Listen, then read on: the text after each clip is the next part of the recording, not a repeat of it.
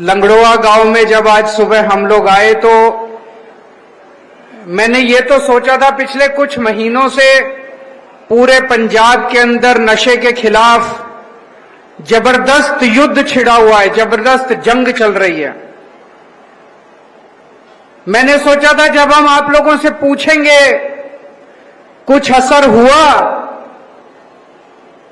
तो लोग कहेंगे जी हां थोड़ा कम हुआ है। मुझे ये बिल्कुल उम्मीद नहीं थी कि लोग कहेंगे कि हमारा गांव नशा मुक्त हो गया, अब नशा बिकता नहीं है। ये बहुत बड़ी बात है, बहुत बड़ी बात है। आज मैं आपको कहना चाहता हूं, मेरा दिल इतना खुश हो गया आप लोगों के बीच में आके, और माइक आप लोगों के बीच में घुमाया। अभी मैं सरपंच साहब से बात कर रहा था, गुरदेव सिंह जी से। मैंने इनसे पूछा, मैंने कहा लोग कह रहे हैं कि नशा खत्म हो गया। मैंने कहा असल में नशा खत्म हो गया क्या? वो बोले जी हाँ 99% हो गया। बोले जी जो बीज है, बीज तो अभी तक नहीं गया, लेकिन अब नशा तो लगभग खत्म हो गया। हमें इस बीज को भी खत्म करना है, बीज को उखाड़ के फेंकना है। अब नशे का बीज भी नहीं रहना चाहिए। अभी बहुत सारे लोगों ने अपनी अपनी बात रखी, माइक को वैसे ही घुमाया गया था सब लोगों के बीच में, सबने कहा कि नशा खत्म हो गया। सुन के बहुत अच्छा लगा। हमारे से पहले हम 2017 का भी चुनाव लड़े, 2022 का भी चुनाव लड़े। 2022 में आप लोगों ने अपना आशीर्वाद दिया, प्यार दिया, जिसकी वजह से हम लोगों की सरकार बनी। तो पिछले 10 साल से पंजाब के अंदर चुनाव प्रचार करने के लिए अलग तरीके से अलग अलग काम के लिए आना जाना लगा रहता है। लोगों से बात करते थे, पंजाब में इतना नशा कहां से आया? पूरे देश के अंदर पंजाब इन्होंने बदनाम कर दिया था। पिक्चरें बनती थी, फिल्में बनती थी, उड़ता पंजाब। पूरे देश के अंदर जब एक टाइम ऐसा था जब पूरे देश के अंदर पंजाब अपनी तरक्की के लिए, जैसे एक बच्ची ने कहा सुनहरा पंजाब होता था, अब वो पीतल का पंजाब बन गया। एक टाइम ऐसा था जब पंजाब सोने की चिड़िया कहलाता था, पूरे देश में नंबर 1 पे पंजाब होता था। आज 17-18 नंबर पे पहुंच गया पंजाब। क्यों? हमारे से पहले इस पार्टी की सरकार आई, उस पार्टी की सरकार आई। उन दिनों में देखते थे उनके मंत्री अपनी गाड़ी के अंदर नशा लेके पूरे पंजाब में नशा बांटा करते थे। वो नशे के तस्करों का साथ नहीं देते थे, उनके मंत्री खुद नशे के तस्कर थे।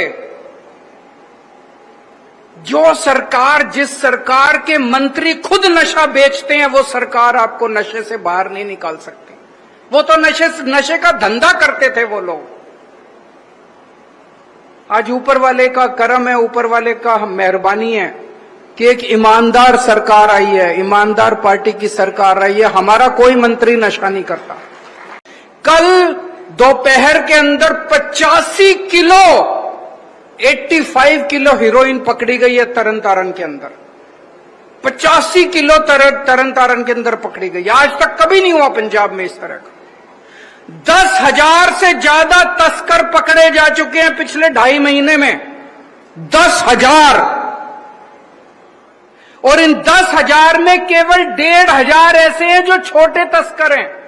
8,500 बड़े तस्कर पकड़े जा चुके हैं पिछले 2.5 महीने में पंजाब में। किसकी हिम्मत थी पहले? जब हमने भी ये काम शुरू किया, मैं मान साहब से बात करता था, हमें बहुत लोगों ने समझाया बड़ा खतरनाक काम है, ये मार डालेंगे आप लोगों को, ये किसी को कुछ नहीं समझते, ये छोड़ेंगे नहीं, ये नशे के तस्कर। हमने कहा देखा जाएगा।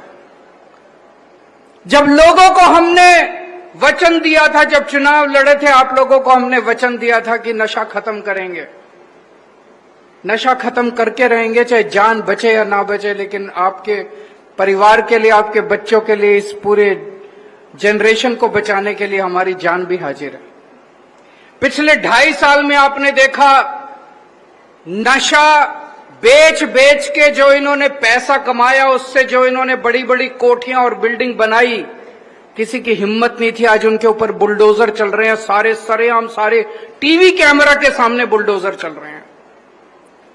और मैंने बहुत सारे लोगों की ऐसे तस्वीरें, ऐसे वीडियो देखे हैं जिसमें लोग सामने खड़े होकर रो रहे हैं। वो कह रहे हैं हमें उम्मीद नहीं थी कि ऐसा भी कोई समा आएगा जब इनके घरों के ऊपर बुलडोजर चलाए जाएंगे।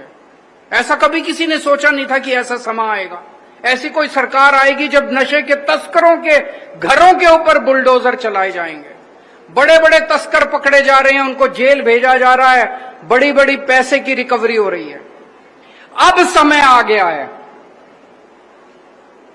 अगर जनता साथ नहीं जुड़ेगी, पंजाब के 3 करोड़ लोग अगर साथ जुड़ गए, तो मैं समझता हूं नशा खत्म करने से कोई नहीं रोक सकता। पंजाब के अंदर कितने हैं नशे के तस्कर? 10,000, 20,000, 30,000। अगर 3 करोड़ पंजाब के लोग इकट्ठे होकर तय कर ले कि हमें नशे के तस्करों को पंजाब से भगाना है, तो नशे के तस्कर पंजाब में नहीं रह सकते।